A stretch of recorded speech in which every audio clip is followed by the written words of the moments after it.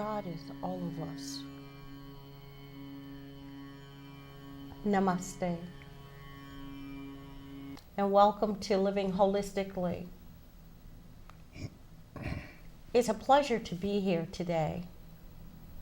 As always, thinking these sunshine thoughts about how excited that the whole universe is jumping for joy and rejoicing, because we're going to talk about a very important subject today. But let's talk about living holistically. Living holistically is a educational foundation set up to uplift humanity and to inform and help each family to be a better family. And that's why this program is called True Love in the Family. So true love in the family is the most important unit in society, where you have the mother and the father creating a warm and loving atmosphere for their children. They take the love that they have for each other and transfer that love to their child. And for billions of years, humanity, the indigenous people of the planet Earth, has been doing this one generation after another with love, having offsprings.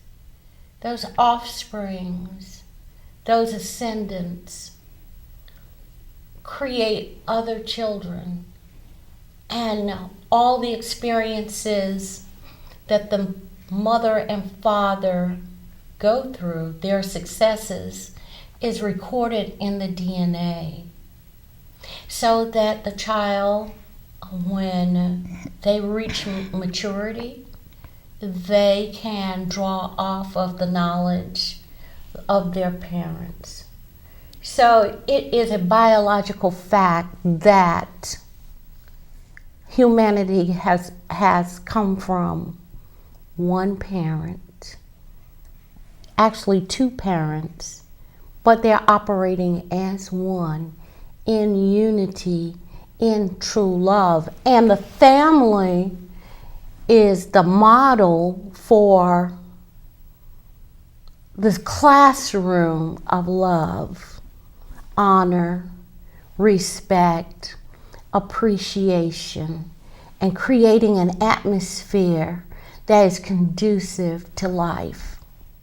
And so it's very, very important that the mother and the father are prepared to express their higher selves, to be at their best, to educate themselves, and offer a loving, compassionate, stable family unit so the child can grow up successfully with all the supports that they need through each stage of development. So Living Holistically is committed to looking at the family as the first government, the family unit, the structure, the foundation for humanity. And we will discuss the topics in the next 10 weeks that involve the soul, the spirit, the mind, and the physical bodies. And a person is always situated, all of us are situated in a context of relating to what is above, what is below, what is to the right, and what is to the left, what is inside and what is outside. And so our relationships are based on our relationship with our mothers, our grandmothers, and our ancestors. 33% of our DNA comes from our grandparents. The other 33% comes from our parents. All of their qualities, all their personalities, their temperament, their behavior, all of this goes into and is transmitted to the child. And each generation has an opportunity to send forward the best of what they are, the best of themselves, and not the worst. The other 33% is left up to the child, who is then has to live through the experience of unfinished business of the grandparents and the parents. Perhaps there's something that they don't want to face, that they didn't want to face, a traumatic period in the history of humanity. However, it affects the DNA of those recipients and those children. Even though disease is not inherited, the propensity toward that through the behavior is passed down. And so we're looking at now a new paradigm for true love. So we're going to define what is the soul, what is the spirit, what is the mind, what is the physical body, and what does the paradigm of health look like.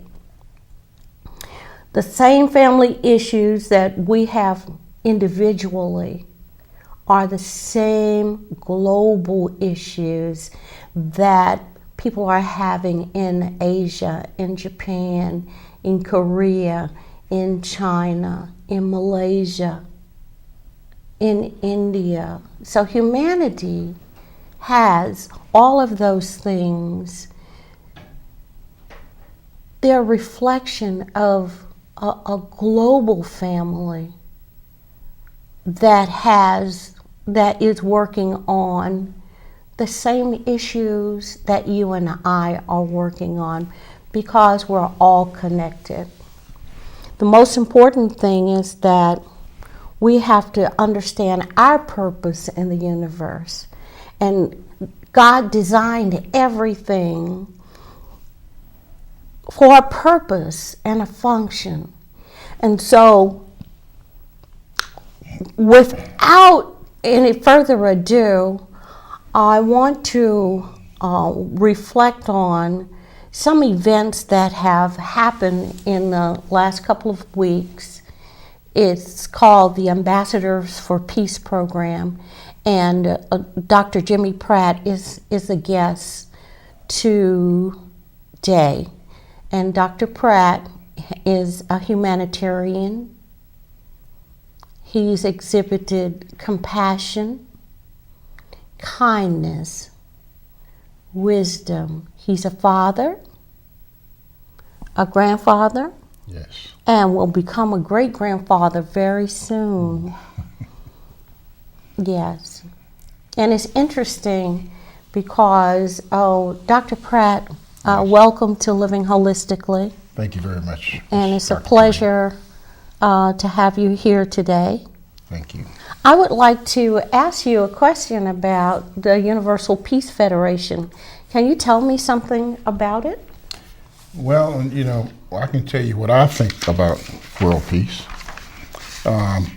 You have to start from the beginning, because everything starts from the beginning. Mm-hmm. And if you're a family, you have a family, then it starts right there. As a father with my children, there was times that that you had to go in and act as a bridge between the two or your children in order to bring peace within your own household. So that's where it starts. But world peace, we have a lot of things that's going on today, and I think if you just turn on your TV screen, you can see exactly what I'm talking about. Well, we know what's going on the outside because I look and listen to CCTV. Yes. And then I also look at BBC. BBC. And so the things that I'm looking at internationally on a global level, I could just shrink it down and look at what's happening in my household and have a perfect understanding about what's going on. Absolutely. Well, right here, I want to share with everyone this award that you got. Right. This is a wonderful thing. Can I read it? Sure. All right. It is the Ambassador for Peace, the Universal Peace Federation.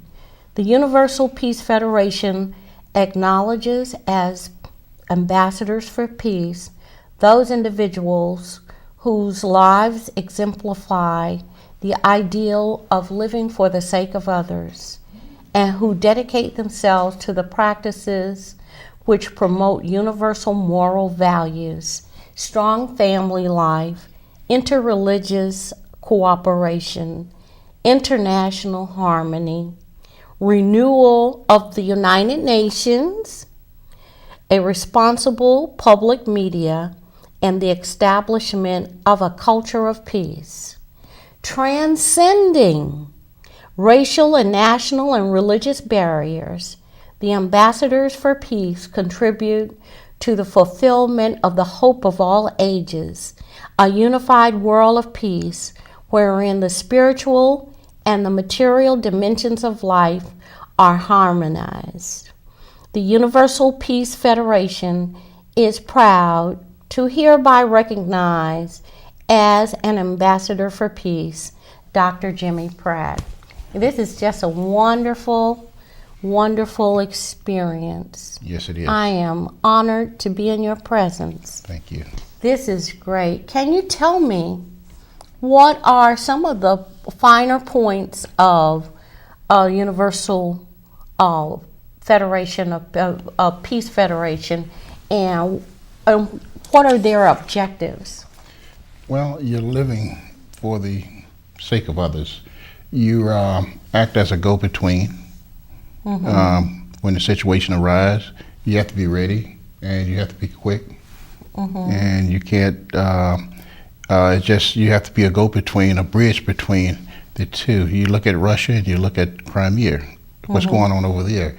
And we had to send our ambassador there to take care of the situation in that situation. But then there's a lot of things that's going on there that has to be handled. Right. Very delicate, yes. The negotiations are very delicate.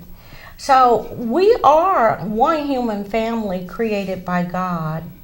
And the way to rise above the pursuit of self-interest is to recognize our common humanity. You know, a lot of people have xenophobia. They are partial to anyone who's not American. But America has every person from all over the planet living here. That's right. Right? And you would think that cultural or interreligious barriers would melt away. Why haven't they? Well, because we, as people, like I said, we have to start from the beginning. And the way God intended for us to be would be perfect people. But we're not perfect. So we have to come together and live as one. Even though we're coming from a lot of different places, this here in America is a land of opportunity. And when people come from other countries and they come here, that's what they're looking for. So it's very easy to sit, talk, have someone act as a go-between where there's a language barrier, someone as a go-between, a bridge between that person and the person from here. They can speak the same language, and then they become and do what they intended to come to this country for. So are we really socialized to accept people accept with open arms people from China? Do our behavior as Americans, do we really open up and share our mind, body, and spirit, our soul with people who belong to our human family. Are we people like that, or are we? Well, if you go back and you look at our history, I would have to say no, because there's a lot of things in the history of the United States that prove that, this country is not for peace. They do a lot of things that we can say that it's not in a peaceful way. No. All right, so what I'm saying is, if somebody like my friend Rosa, Right. from El Salvador, if she comes here to this country, is she welcome with open arms? Depends on which group that she gets to first. All right. If she's welcomed by her family and friends that she came here to see, that if she Right. have family here. But the general community is not open. It's not open, no. And we need to work on that family. You have to have someone as a go-between Right. to Right. bring that person here, to introduce them to different programs, to get them involved in a lot of the different things that's going on in the community so they can become a positive influence. Yeah, but I look at the churches throughout the city, and I'm just using the city as a very small example of what happens when the 11th hour comes, and you look at River Road Baptist Church, and it's predominantly one social setting. Right. Or if you go to 10th Street Baptist Church, Right. it's predominantly, African centered. Right. And so you would think that our founding fathers and mothers would promote the humanity piece, that all people are created equal and should be appreciated and respected. But this is something about the true love that was intended by God for all of humanity. If we're the ambassadors for God here during our lifetime, why can't we accept all people? And we should. And we should. If someone comes from Mexico, or it doesn't matter where they come from, we should accept them as a human being, because we're all human beings and we all come from the Creator. Well, tell me about the indigenous people of North America. Well, should not they be accepted for Yes. all the hard work and the contributions that they've made in building this country absolutely. that didn't receive any pay for Absolutely. or respect for? Yes, they should have received something. They should receive. This is true love. True love does not leave anyone out. True love is something that should be practiced. No matter what you've done in the past or what your behavior has looked like in the past, we can ask ourselves, what have we done today to make our community? No, you look at it like this. What can I do today to change my own mindset, to accept the true love of the original mother and father, who had the model for a successful family life? Right. But our family is global, right? Right. And so we can love at home, but that love should go abroad as well. Okay, so just as a parent intercedes on behalf of their children, what can we do to resolve the differences that exist between nations, cultures, and religions? Well, we have to sit down with each other and talk to each other just like they are our own brothers and our own sisters. And we have to mean it. And we can't say one thing today and tomorrow is something different. And that should be the standard. It should be the standards. Mm-hmm. And we should not say things that we have no intentions of doing.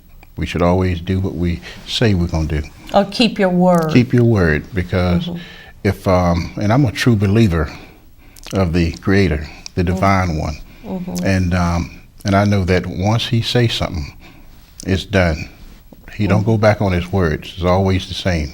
And you can always believe in that. So we're going to go right back. What can you do to resolve the differences that exist between nations, cultures, and religions? Just keep talking.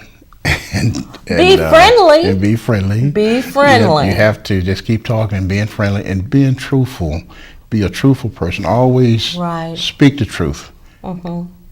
Be true. And race or any other nationality or race or anything like that shouldn't be a difference, because a person is a person. Everybody is the same. We all came from the same place. The same original parents. Right. Father and mother in the beginning. That's right. Right? And peace starts from home. Right. Peace starts from the individual, too. Yes. You know, and there are a lot of cultures that promote storytelling. They call people incorrectly by some stereotypical description. That's not true. Isn't that true? Yes. Right. And so to have an open heart is also to have an open intellect. Because there's nothing to fear but fear itself. And fear is false expressions appearing real. But they're not real. They are created in the imagination. And so we need to begin to treat people with the respect that they deserve, because God lives in each of us. And to discount that God is not with you, right? Yeah, God is in you. God is in you and is also in others. Yes. So there should be some mutual respect and true love in the recognition of that godly presence. So what are the highest qualities of a human being? Well, I guess giving yourself and for the sake of others, doing something and really meaning it. When you do something, you give your all, and you love others the way you want to be treated and the way you want to be loved. So these are spiritual and moral in nature, not religious. But it's something innate that should be innate about this true love that's in your heart and is emanating out of your being, right? Right. And you have this true love. This true love can be expressed, can it not? Yes. Right, right. And love is the most powerful force in the universe. And so if you and I want to be stronger, we need to use true love and become the first recipients of that love with truth and beauty and goodness and excellence. All right? Absolutely. Okay, so life's deepest meaning and purpose can be found in the pursuit of true love. Because this is what makes humanity go on into the future. Now, there are some designers of the Japanese culture that they're planning 500 years in advance for the future of their nation, for the future of humanity. And many times we can learn from different cultures how we can implement other plans to make sure that our family is safe and secure too. Don't you agree? I agree with you 100%. So what are some of those things that we can do to make sure that our families are secure? Well, we have to start with our children when they're babies. And we have to set the example for them. And we all have God in us, and we have goodness in us. So we know right from wrong. And if we teach our children, because you have true parents, you have a mother and a father, you have your children. And you teach your children the right way and the right way things are supposed to be done. And as they grow up, and they're supposed to teach their children. And if we do that to our children, it has a tripling effect where it goes on and on and on. And then this world will be different. It'll be a better world. I agree. I think that that's a wonderful thing. Each person has an eternal spirit that transcends physical life. So one can have all the materials in the world, just like, for an example, in the ancient pyramids in Egypt, they have the Pharaoh's tomb. And what do you find in the tomb? Pharaoh, no. The Pharaoh, and guess what else you find? What's that? Everything that he owns. Everything. You know, all his jewelry, his shoes, his chariot, his paintings, you know, all of his favorite, you know, objects. Could he take that with him? No. No. He couldn't take it into the afterworld. But there is something that can go into the afterworld. And that's love and kindness and compassion and wisdom. Because those things are eternal. So the spiritual principles are to be practiced in this life so that we are prepared for the eternal world. What are some of those things that we can do to enhance the spiritual life? Well, you have to, we can continue to just love each other and do the right thing and do what's right in the eyes of God. Because if we know right from wrong, because when you do something wrong, that little spot right here in your stomach will let you know that you're wrong. But if we continue to do it over and over and over again, you get to the point that where you don't feel that anymore. You're desensitized. Yes, but once goodness is in all of us, and we know, like I said earlier, that we know when we're doing something wrong, and so we have to continue to be do-gooders and be righteous in the eyes of the Creator in order to move to that next level. Now, we're all here, and the reason we're here, we're immature. And we have to be mature enough to get into that next world. That's why we're here, because we haven't grew up yet. We're still in our process of growing up. And if to give an indication what I mean is that when, in the beginning, when God created the heaven and the earth, there was Adam and Eve. And Eve and the fall of man, and it all started there. And that's why we are where we are today, because of that. Immaturity. That's naive, being naive. Naive, being able to be convinced to do things that that's not right. That's not right in the eyes of the Creator. Fantasizing. Yes.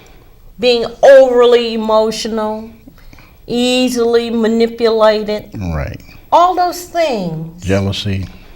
Oh, fear. Fear, yes. Abandonment issues. Not feeling deserving of a good life. All those things. Well, you know, the mother and the father deserve love.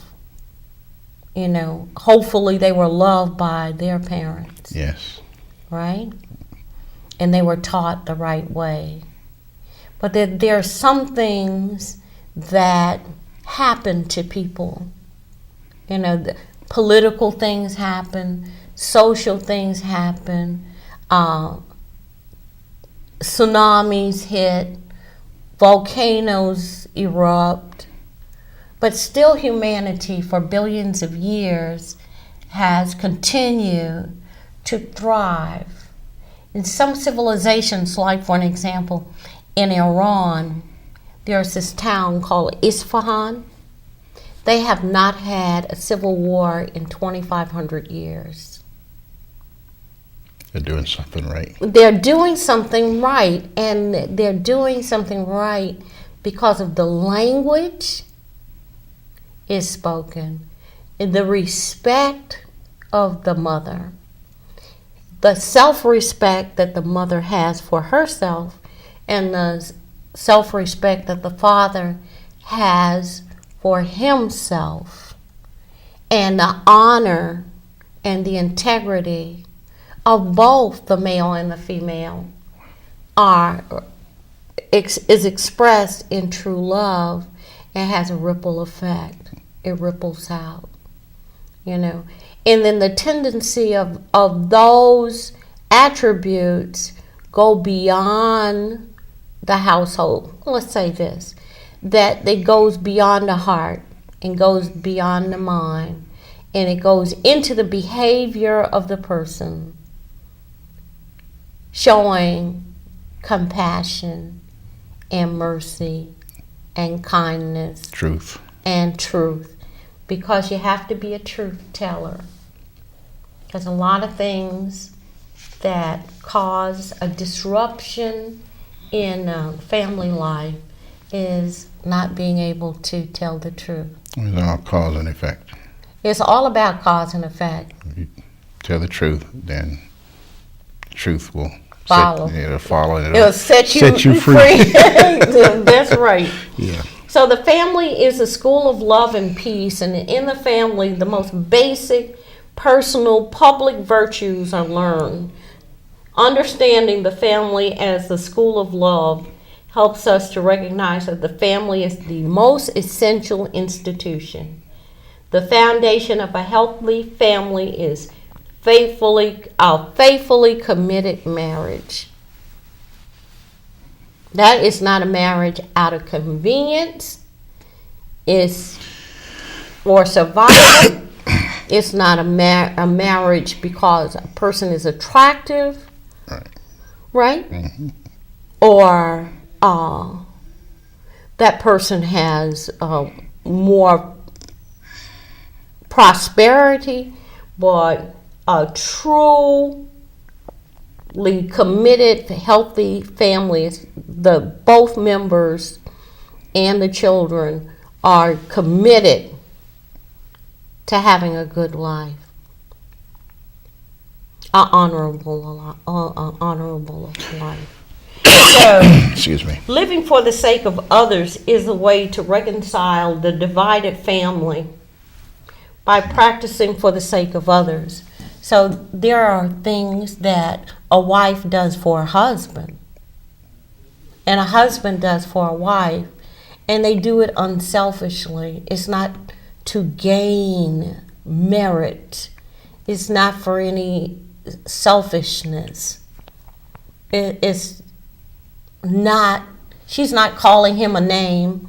Right. That's not his name. And when the children see this, then, they see a perfect family. They see what they want to see. They see what God intended for them to see. And then they see the father isn't calling the mother other names outside of her name. And that's true. Because if they see this growing up, they see the father mistreating the mother, then, of course, somewhere in their relationships, they're going to start doing the same thing. Mm-hmm. And at some point, you have to break that mold or that error that wherever it started. You don't want to continue that in your lineage, where the child sees it and then he continues to do the same thing. I mean, it can really cause damage, further down the road, because it's not about talking about it. It's about doing something and expressing true love, patience, and kindness, so that you can establish peace and harmony at home. Right, and you have to be unselfish. You can't be selfish. Right. With your family, you have to let them in on everything. Mm-hmm. How about going to clubs together? Well, I don't know. It depends on the family and what you want your children to see. Well, I only said that to be funny. If a place isn't safe for children to go, the wife shouldn't go. Yeah, and I agree. Yeah. Or the husband shouldn't go either. Well, you hear talk of things happening at the clubs. It's like, well, I'm glad I wasn't there. Because I can remember back when I was hitting those clubs pretty hard. Every night, and I kind of slowed down for a while, and I was hitting it twice a week. And but I just happened to be there during the time where nothing happened. I guess peace just kind of followed me into the club. Well, that's a beautiful thing. The essence of good character is true love expressed through unselfish actions. Which means I know that the female has her job and her function. Mm-hmm. And the male, the father, has his function, right, his duties and responsibilities. And they both should be able to operate as one, in sync, calibrated, in harmony. Right? Right. Now, each household should have a mother and a father. Right. And then the children. They see this, and then they can do the same thing, your mother and your father. And then, of course, we have God, the God that's in us, that's moving us in the right direction, telling us right from wrong, teaching our children so they can teach their children. I think that's a wonderful model. Now, as a father, I will go out and I do things, and I've learned a lot of things in my time. I'm born on a farm. Of course, I got military experience, and I have civilian experience where I came out and I did things in the civilian life that I done. But then all the experience that I have to bottle that up so I can show my kids or my children and just be a positive influence on them, so that they can teach their children, that they can go out. That sounds and like they can be a that sounds like hard work. Well, not really. I mean, when you're, if you're raised that way, because it was in the way that you're raised. If you was raised that way, it's not hard work because you already been programmed to do that. It's not programmed in a way where you're programmed by a government or anything like that, but your family is the way you was raised. If your mother and your father showed you how to live, how to be truthful, how to love, how to take care of your family. And how to be human. Yeah, and then it's easy. It's not hard. Can I ask you a question? What is the duty of a civilized man? A civilized man will take care of his family. They take care of their family, friends, anything that they can do to pitch in and help out. Or if someone is lacking somewhere, then they step in and say, "Hey, listen, I can help you with that." Whether it's your own child or if it's your neighbor or someone from across town. And you do that through a kind word. Yes. Right? Right. You do it through yelling and screaming. Not through yelling and screaming. Because you don't get your point across. You do not get it across. Arguing never does. No. No, I don't argue. That's one thing I don't do. That's a good habit. Yes, it is. How do you make your point, though? Well, I let whoever's talking talk, and I listen to them because most people want to be heard. And if they want to be heard, you listen, you hear them out because they might have something important to say. And then once they say it, then you can make a good decision versus going in half cocked. You know the whole story. And once you get the whole story, you can make a better decision on it. What do you think about planning? Planning a family. What do you think about that? I think that it's important, because if you just go in and just start having babies and children, you know, and you haven't even started your own life yet, you have to know what you're going to do, what you're all about. You have to take care of yourself, and so you can take care of others. What is the first law of nature? It's to take care of yourself. Then once you go to Cub Scouts, and then you go to Boy Scouts, and then you learn how to take care of yourself and get educated, become literate, well-read. Isn't that? Yes. Isn't that a good point? So, peace.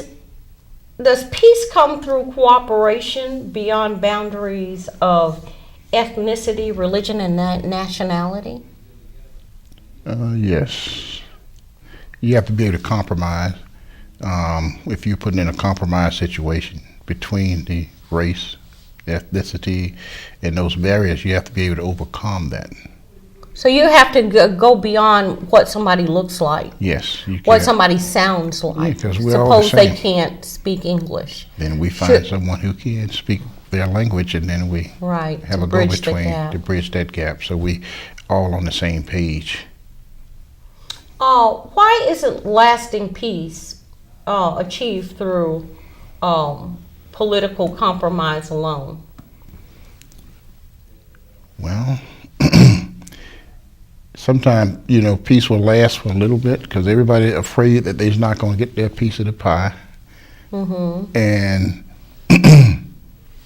but there's plenty of resources for everyone. It is. And you would think that, that it wouldn't make a difference, but it does. I mean, we have countries that have their own countries and don't own anything in their own country. That's true. Yeah, they don't own a thing. They're just there.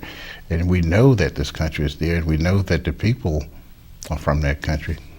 But yet, other people have come into that country, and they have just exploited the people and took over the country, took over the natural resources, and disregarded the people. And not only that, they are also trading inferior food, inferior goods and products, and it's ruining the health of, like someone told me that in Ghana, that heart attacks, one doctor said that they had witnessed 2 heart attacks in 5 years when he was there 15 years ago. But now the people have all kinds of diseases because their nutrition and because the products are being sold to them are inferior, and this creating health problems. Right. So there are people that are double with not having their access to their natural resources, where they can participate in the world market like other countries do. And that's true. I mean, well, you can go in a certain neighborhood right here in this country and find the same thing. Or I shop at this supermarket. You pay a premium price, but you know that the food is a better grade of food. And knowing what to look for. Let's say for chicken, for instance, some chicken are grain-fed, some are fed. They shoot them up with some hormones, and it's a different chicken. You heard the story about McDonald's. It was not McDonald's, but one of the major corporations that sell chicken. Not McDonald's. It had like 3 legs, 4 wings, 5 wings. One chicken had all those legs and wings and everything, and you knew something was wrong. And it was very cheap. It was very cheap. Right. And it went, So when inequities happen like that,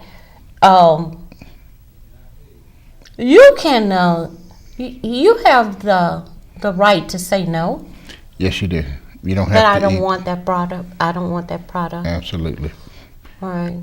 But then again, it goes back to the way we was raised. Well, the health of the family, Right. like for an example, in rural areas where if you didn't have a garden, you would not eat. I agree. Isn't that true? That's true. If you didn't raise chickens, you didn't have chicken to eat. That's right. Right? And some of the things that when I was younger, even though I'm in the city now, I still have a garden. And I raise my own veggies, and I eat from my garden. So are you an ambassador of gardens? Well, I guess you could say so. And I grow a lot of different things. well, can I ask you a question? Yes. What do you use for insecticide? Well, I don't want to give away my secret, but I'm gonna tell you one thing. I grow cabbage collards, and during the summer, we have a little bug that likes to eat our cabbage. So I will dust it with some flour. What kind of flour? Just regular flour, household flour, that you use to. Even though I don't eat the flour, but You mean shake white it. flour? White flour. Is an insecticide. An insecticide. Interesting. Interesting. They eat themselves full, and they get gummed up on the inside. They can't eat anymore. So Yeah, white flour. White flour. Is glue. And it's not an insecticide. Can lasting peace be achieved through ignoring the root cause of the conflict? No. Everything starts at the root. You have to start at the root. If you look at a tree or house, foundation, the root, if you got a bad root, guess what? That tree gonna fall over. If you didn't put up a good solid foundation, your wall's gonna start cracking. So at some point you're gonna have to start repairing that wall. You're gonna have to start taking care of that tree in order to have a good, strong foundation. So now we're going to talk about the basics. What impact does nutrition have on a family? Well, you heard of longevity genes? Yes.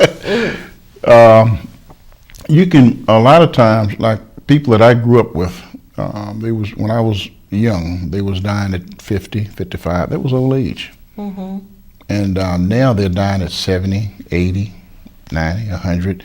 But it all has to do with what they're eating. And if you're planting a garden like me, then you know that you're eating the good stuff. But a lot of people don't have that.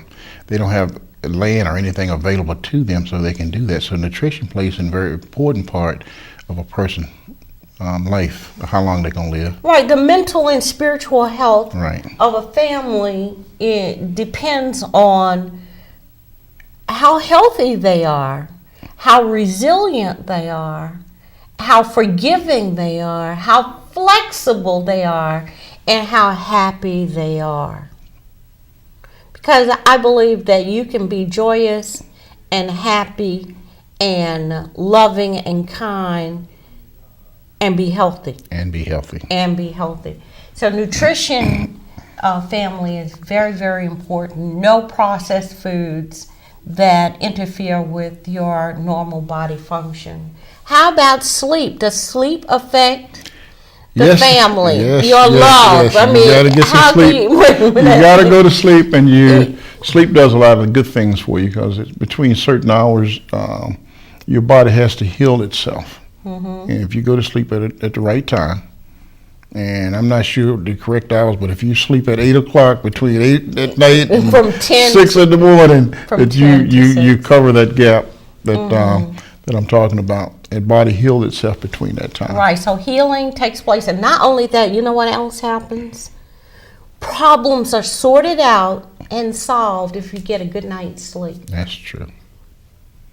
And so true love in a family is based on nutrition, good clean food, good clean water, right? You have to drink plenty of water. And use water on the outside of your body as well as the inside. Well, I know one thing about water. We go back to water because anytime you go to a doctor, he say, listen, I want you to take this pill right here, and I want you to drink a full glass of water.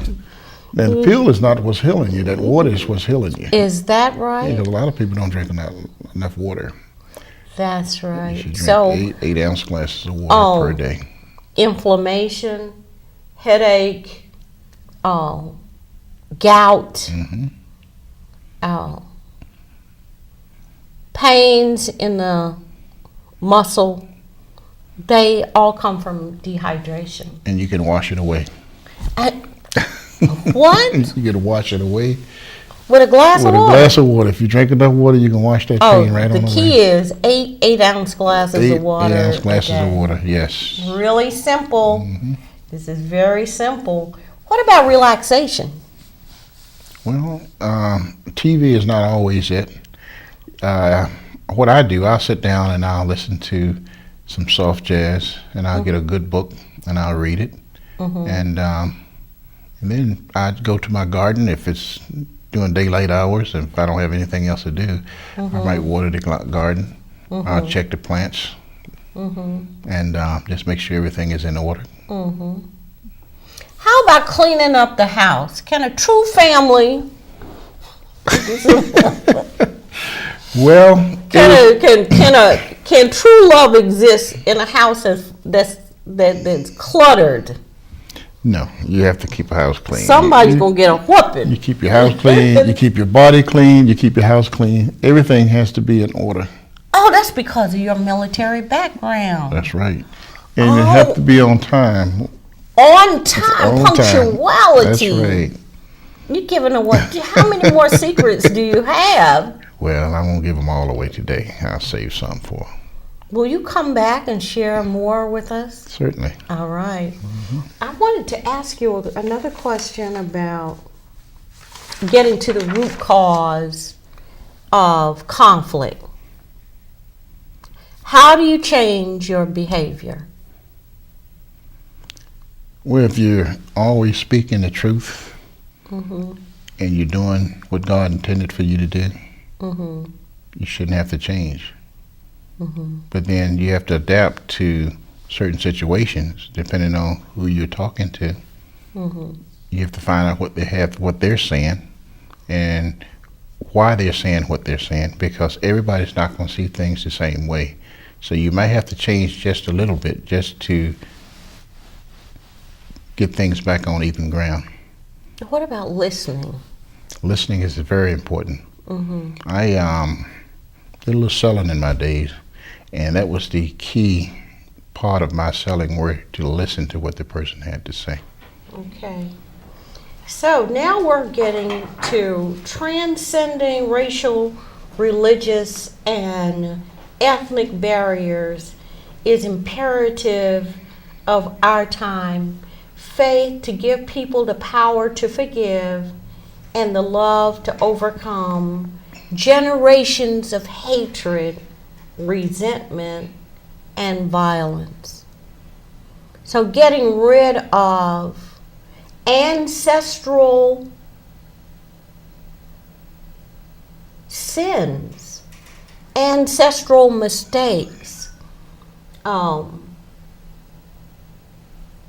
unforgiving attitudes, intergenerational attitudes that's passed on from even within the family. So, if that happens in the family, it's going to happen in a community, and it's going to happen in a state and a country, and the world is affected by the same behavior. So, tell me, what do you plan to do as ambassador for peace for 2014? 2014, well, I'll pretty much do the same as I did in 2013. I will visit different churches, different centers, and I'll let them know that I'm available to them, and try to do different events that will include the different churches, so we become as one. The church that I attend is called IFC, which is International Family Center. And we are very diverse when it comes to race, because we have, I would say, one of each. And then, but either way, I will continue to do that in order to in 2014. All right. And tell me about this neurolinguistics that you do. Oh, you know about that. Mm-hmm. Well, I'm going to take it back to when I was selling, and I'm going to make it very simple. And I'm not going to get that far into it, but the neurolinguistic is actually when you're speaking to the subconscious mind of an individual. They might have something that they want to get rid of. Could be smoking, could be weight loss. It could be a number of things that in their subconscious mind, and it may not even be anything wrong with them. And by talking to them, we can bring it to the surface so they can deal with it, because we can't heal ourselves. I can't heal you, but you can actually heal yourself if you know what the root of the problem is. Well, thank you very much, Dr. Jimmie Pratt. You're welcome. And it was very nice meeting you, and I thank you for inviting me. You're welcome. And I think we're going to have you back so you can talk about this neurolinguistics. Yes, ma'am. This is Linda Karim, and it's been a pleasure spending this hour with you talking about true love and the family. And it's been a pleasure. We offer a series of workshops in health and nutrition and well-being. And we have a motto that goes like this: health follows a pure heart like a shadow that never goes away. Remember, I love you, I honor you, I respect you, and I appreciate you, every one of you. We are all heavenly and divine beings, sent here to do our purpose and to have a true family. And thank you, and we'll see you again next week. That's good. We have 1 minute. 1 minute? Okay. Well,